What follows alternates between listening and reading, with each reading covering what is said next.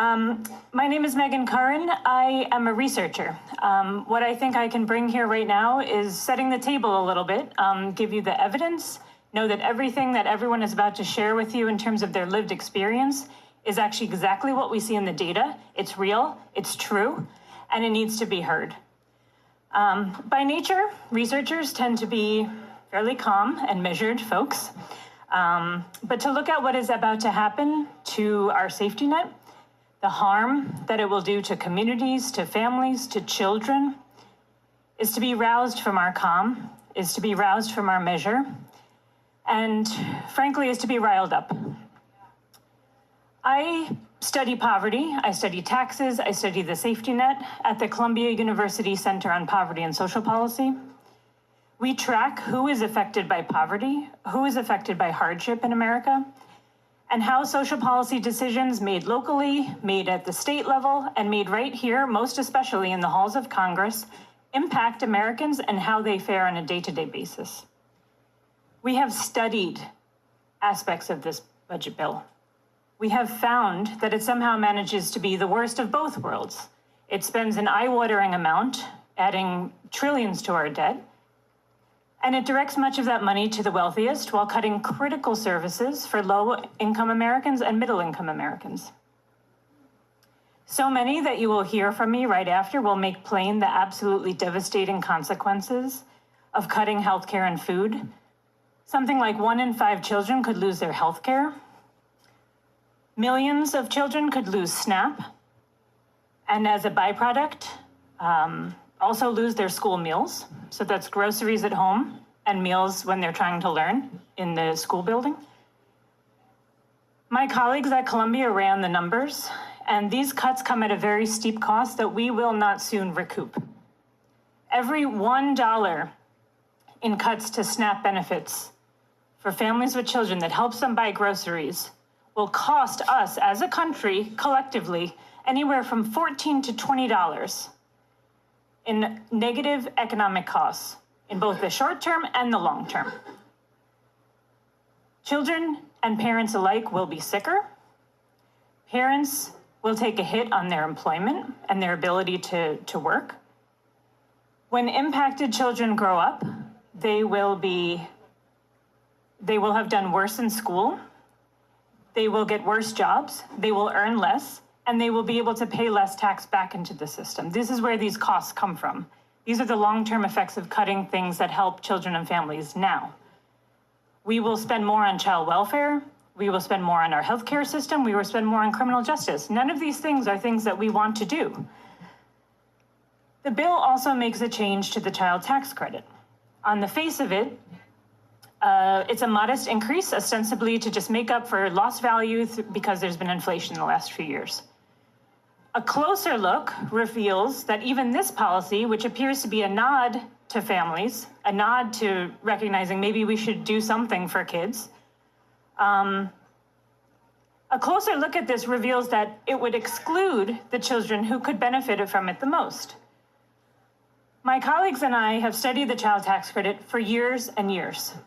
We have shown that it has an upside-down structure. It provides the full benefit, sometimes thousands of dollars, to families that earn all the way up to $400,000 a year in income. The kids who receive a partial credit, or sometimes none at all, are kids and families who earn around $60,000 or less. Parents working really hard, minimum wage or even more, and still are not eligible for the child tax credit because we don't have a structure that makes sense for families. Right now, the child tax credit leaves 1 out of every 4 children in the country behind.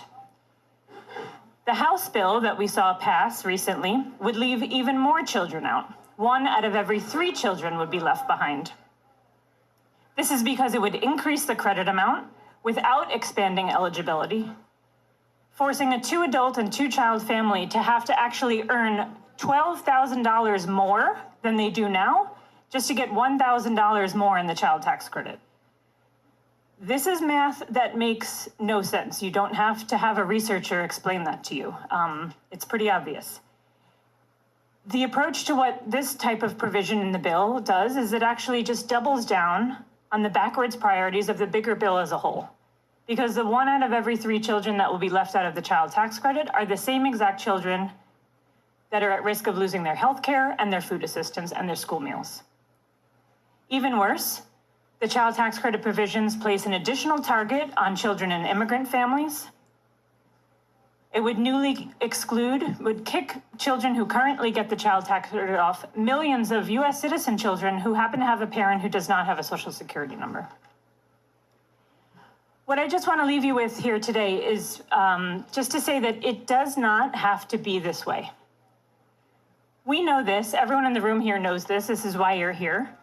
But I just want to arm you with the decades and decades of evidence of people who have studied and published papers on this in journals that like no one will ever see, but have dedicated their lives to understanding the data that comes out in the census and all of these types of surveys, that the evidence shows us what works. And researchers can talk to you about that evidence all day long. And if anyone needs me to show up and provide you with the data, I'm happy to do so. You can reach me at Columbia. What the evidence tells us is that investing in children's healthcare and nutrition works. Making sure that children and families' basic needs are met works. It makes us as a whole a healthier, a safer, a more productive society. We saw actually some of this in action in 2021. We actually had, for a temporary period of time, an expanded child tax credit that was a higher amount, but it included all of the low and moderate income children currently left out. What happened? Child poverty hit a historic low, even in the middle of a pandemic, a global pandemic. Hunger dropped. Families said themselves in interview after interview after interview, maybe some of you here today experienced it. Families said that they felt better while the expanded child tax credit and other supports were in place. They felt better financially and they were less stressed. Investments like these can produce huge rates of return. Every $1 of our public dollars, of our public money that goes to something like an expanded child tax credit that includes kids, returns us $10 every single year in positive economic benefits. It's the opposite of what we're seeing at the moment. We know what works. We can do better. We are better as a nation than what the policies in this current proposal would have us do. Our communities, our families, and our children deserve and depend on us to follow the evidence and invest in their futures. I'm so grateful to be here with all of you today. Thank you so much for your inspirational action and energy. Thank you.